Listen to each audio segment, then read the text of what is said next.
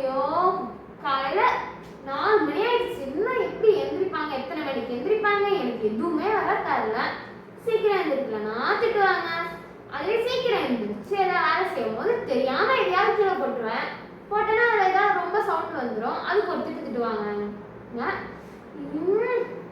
இதுவே அம்மா வீட்டில் இருந்தானா ஜாலியா எத்தனை மணிக்கு வேணா எழுந்திருக்கலாம், நல்லா இருக்கலாம். அம்மா திட்டினாங்கன்னா காதலே வாங்க மாட்டேன். வர ஏன் 4 தடவை பதில் சொல்லிட்டு ஜாலியா இருப்பேன். ஐயோ ஒண்ணுமே புரியல. சரி சில நேரம் தூங்கி எந்திரிப்போம். நல்லா எந்திரிச்சு ஒரு 5:30க்கு எந்திரிச்சா போதும், கரெக்டா இருக்கும். சரி போய் தூங்க. நல்லா தூங்கி எந்திரிச்சாச்சு. அவங்க வேற என்ன பண்றாங்கன்னு தெரியல.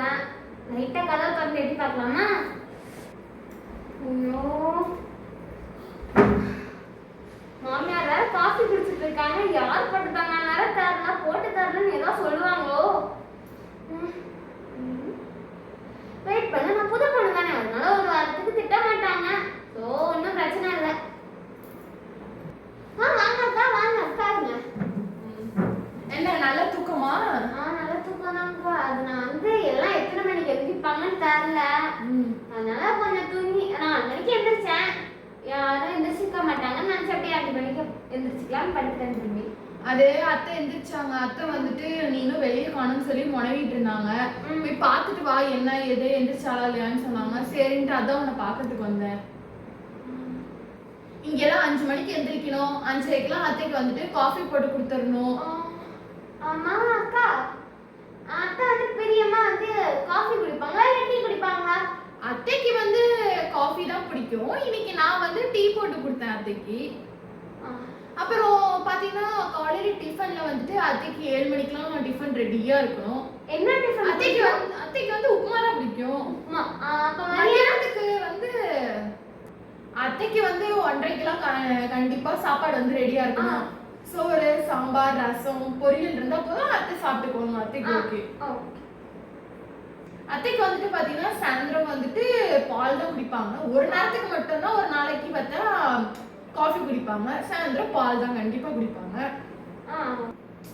சரி ரொம்ப நேரம் பேசிட்டு இருந்தோம். அத்தை டென்ஷன் ஆயிடுவாங்க. நான் போயிட்டு அத்தைக்கு வேற டிஃபன் செய்யணும். நேரம் ஆயிடுச்சு, நான் போய் செய்யறேன். நீ சீக்கிரம் குடிச்சிட்டு வந்து சரியா? நான் போய் வரேன்.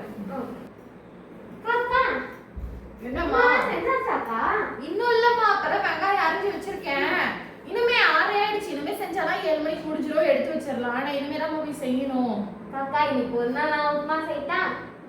நான் சூப்பரா செய்வேன். அது மட்டும் இல்லாம அத்தைக்கு வேற உப்புமா பிடிக்குங்கிறீங்க. அதனால இப்ப நான் செஞ்சு கொடுத்தேன்னா அவங்க கொஞ்சம் இம்ப்ரெஸ் ஆயிடுவாங்க.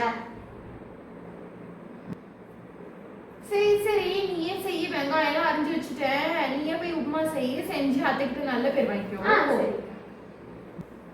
அத்தைக்கு பிடிக்காத ஒரே டிஷ் உப்புமா தான். இவ்வளவு நம்பிட்டு உப்புமா செய்ய போறோம். அதுவும் சூப்பரா செய்வாளாம். எப்படி சூப்பரா செஞ்சாலும் அத்தைக்கு பிடிக்காது.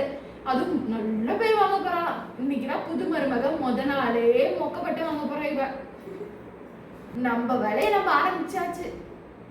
என்ன இந்த பெரிய மருமக இன்னும் சமைச்சாலா இல்லையா? நேரம் வேற ஆயிடுச்சு. உங்களுக்கு பிடிச்ச உப்புமா அத்தா? என்னது எனக்கு பிடிச்ச உப்புமாவா? உனக்கு முத நாளே உனக்கு யாரும் சமைக்க சொன்னா? நான் உன்னை சமைக்க சொன்னா? எதுக்கு முத நாளே சமைச்ச? முதல்ல இந்த வீட்டுல யார் யாருக்கு என்ன பிடிக்கும் முதல்ல தெரிஞ்சுக்கோ. புரியுதா? அதுக்குள்ள உப்புமா பிடிக்கும்னு தூக்கிட்டு வந்துட்டேன் செஞ்சு.